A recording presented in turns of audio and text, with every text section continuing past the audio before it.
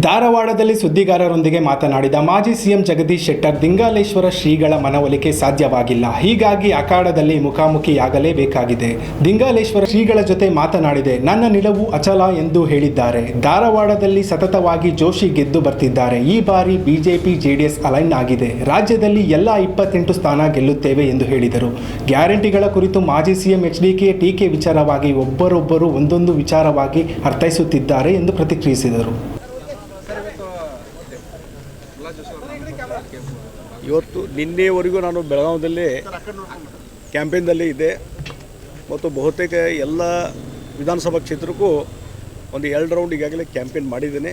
ಭಾಳ ಒಳ್ಳೆಯ ರೆಸ್ಪಾನ್ಸ್ ಇದೆ. ನಿನ್ನೆ ಪ್ರಹ್ಲಾದ್ ಜೋಶಿ ಅಲ್ಲಿ ಬೆಳಗಾವಿಗೆ ಒಂದು ಕಾರ್ಯಕ್ರಮಕ್ಕೆ ಪ್ರಚಾರ ಕಾರ್ಯಕ್ರಮಕ್ಕೆ ಬಂದಿದ್ದರು, ಬೂತ್ ಮಟ್ಟದ ಕಾರ್ಯಕರ್ತರು. ಮತ್ತು ಇಲ್ಲಿ ಇವತ್ತು ನಾಮಪತ್ರ ಇದ್ದರಿಂದ ಇವತ್ತು ಇಲ್ಲಿ ಬರಬೇಕನ್ನುವಂಥದ್ದು ಆಹ್ವಾನ ಮೇಲೆ ಇವತ್ತು ಇಲ್ಲಿ ಬಂದಿದ್ದೇನೆ. ಮತ್ತು ಇಲ್ಲಿಯೂ ಸಹಿತ ಧಾರವಾಡದ ಮತ್ತು ಮೊದಲಿಂದು ಭಾರತೀಯ ಜನತಾ ಪಾರ್ಟಿ ಗಂಡು ಮೆಟ್ಟಿನ ಸ್ಥಳ. ಸತತವಾಗಿ ಇಲ್ಲಿ ಪ್ರಹ್ಲಾದ್ ಜೋಶಿ ಆರಿಸ್ಕೊಂಡು ಬರ್ತಾ ಇದ್ದಾರೆ. ಮತ್ತು ಇವತ್ತು ಈ ಒಂದು ಚುನಾವಣೆಯಲ್ಲಿ ಸಹಿತ ನಾನು ಈಗಾಗಲೇ ಹಲವಾರು ಬಾರಿ ಬೇರೆ ಬೇರೆ ಕಡೆ ಹೇಳಿದ್ದೇನೆ, ಇವತ್ತು ಭಾರತೀಯ ಜನತಾ ಪಾರ್ಟಿ ಮತ್ತು JDS ಏನೊಂದು ಅಲೈನ್ಸ್ ಆಗಿದೆ. 3 ಸೀಟುಗಳಲ್ಲಿ JDS ಮತ್ತು 25 ಸೀಟುಗಳಲ್ಲಿ ಭಾರತೀಯ ಜನತಾ ಪಾರ್ಟಿ ಸ್ಪರ್ಧೆ ಮಾಡಿದ್ದಾರೆ. ನಿನ್ನೆ ನರೇಂದ್ರ ಮೋದಿಜಿಯವರು ಸಹಿತ ಮೈಸೂರು ಭಾಗದಲ್ಲಿ ಪ್ರವಾಸ ಮಾಡಿದ್ದಾರೆ. ನನ್ನ ಒಂದು ಅನುಭವದ ಮೇಲೆ ಹೇಳೋದಾದರೆ ಇಡೀ ರಾಜ್ಯದಲ್ಲಿ ಹಿಂದೆ ನಾವು BJP 25 ಸ್ಥಾನಗಳು ಪಡ್ಕೊಂಡಿದ್ವಿ. ಈ ಸಲದ ಚುನಾವಣೆಯಲ್ಲಿ JDS ಮತ್ತು ನಮ್ಮದು BJP ಅಲೈನ್ಸ್ ಆಗಿದೆ. ಎಲ್ಲ 28 ಕ್ಷೇತ್ರಗಳಲ್ಲಿ ನಾವು ಜೈಬೇರಿಯನ್ನು ಬಾರಿಸ್ತೀವಿ, ವಿಜಯ ನಿಶ್ಚಿತ ಅನ್ನುವಂಥ ಮಾತನ್ನು ನಾನು ಹೇಳ್ತೀನಿ. ಬೆಳಗಾವಿದು 27ನೇ ತಾರೀಕಿನಿಂದ ನಿರಂತರವಾದಂಥ ಪ್ರವಾಸದಲ್ಲಿದ್ದೇನೆ. ಮತ್ತು ಇದರ ಮುಖಾಂತರ ಭಾಳ ದೊಡ್ಡ ಪ್ರಮಾಣದಲ್ಲಿ, ನನಗೆ ನಿರೀಕ್ಷೆ ಇರಲಿಲ್ಲ, ಭಾಳ ದೊಡ್ಡ ಪ್ರಮಾಣದಲ್ಲಿ ನಾನು 27ನೇ ತಾರೀಕಿಗೆ ಪ್ರವೇಶ ಮಾಡಿದಾಗ, ಅಲ್ಲಿ ನಗರ ಪ್ರವೇಶ ಮಾಡಿದಾಗ ಸುಮಾರು 4,000ಕ್ಕೂ ಹೆಚ್ಚು 2 ವೀಲರ್ಸ್ ಮುಖಾಂತರ ಯುವಕರು ನಮ್ಮನ್ನು ಬರಮಾಡಿಕೊಂಡರು. 16,000 ನಾಗರಿಕರು, ನಮ್ಮ ಅಭಿಮಾನಿಗಳು, BJP ಕಾರ್ಯಕರ್ತರು, 16,000ಕ್ಕೂ ಹೆಚ್ಚು ಜನ ಅಭಿಮಾನದಿಂದ ನನ್ನ ಬರಮಾಡಿಕೊಂಡು ನೋಡಿದರೆ ಬಹುಶಃ ನನ್ನ ಜೀವನದಲ್ಲಿ ಪೊಲಿಟಿಕಲ್ ಅನುಭವದಲ್ಲಿ ಹೇಳೋದಾದರೆ ಇಷ್ಟು ದೊಡ್ಡ ಪ್ರಮಾಣದಲ್ಲಿ ಒಂದು ಸಲ ನಾವು ಅಭ್ಯರ್ಥಿಯಾಗಿ ಹೊಂಟಾಗ ಇಷ್ಟು ದೊಡ್ಡ ಪ್ರಮಾಣದಲ್ಲಿ ಅವರು ಸ್ವೀಕಾರ ಮಾಡಿದ್ದು ನೋಡಿದರೆ ಅವರ ಪ್ರೀತಿ ವಿಶ್ವಾಸ ನನ್ನ ಜೀವನದಲ್ಲಿ ಬರಲಿಕ್ಕೆ ಸಾಧ್ಯ ಇಲ್ಲ. ಆ ದೊಡ್ಡ ಪ್ರಮಾಣದಲ್ಲಿ ನನಗೆ ಪ್ರೀತಿ ವಿಶ್ವಾಸನ ಕೊಟ್ಟಿದ್ದಾರೆ. ಸರ್, ಕಳೆದ ಹಿಂದೆ ಎಲ್ಲ ಚುನಾವಣೆಗಳಲ್ಲೂ ತಾವು ಜೊತೆಗಿರ್ತಿದ್ರು ಪ್ರಹ್ಲಾದ್ ಜೋಶಿ ಜೊತೆ. ಆದರೆ ಈ ಸಾರಿ ನೀವು ಇಲ್ಲ ಮತ್ತು ಬೊಮ್ಮಾಯಿ ಅವರು ಇಲ್ಲ. ನೋಡಿ, ಒಬ್ಬೊಬ್ಬರಿಗೆ ಒಂದು ಜವಾಬ್ದಾರಿ ಕೊಟ್ಟಾಗ ಈಗ ಅದ್ರ ಇಂಪ್ಯಾಕ್ಟ್ ಆಗ್ತದೆ ಅಂತ ಅಲ್ಲ. ಈಗ ನೋಡಿ, ಓವರಾಲ್ ನಾನು ಒಂದೇ ಹೇಳಿದ್ದೇನಲ್ಲ, ಇಡೀ ರಾಜ್ಯದಲ್ಲಿ 28 ಸ್ಥಾನಗಳು ನಾವು ಗೆಲ್ತೇವೆ. ಹೀಗಾಗಿ ಮೋದಿಯವರು ಇವತ್ತೇನಾಗಿದೆ ಜನಮಾನಸದಲ್ಲಿ, ನರೇಂದ್ರ ಮೋದಿಜಿಯವರು 10 ವರ್ಷದ ಆಡಳಿತ ನೋಡಿದ್ದಾರೆ ಜನ.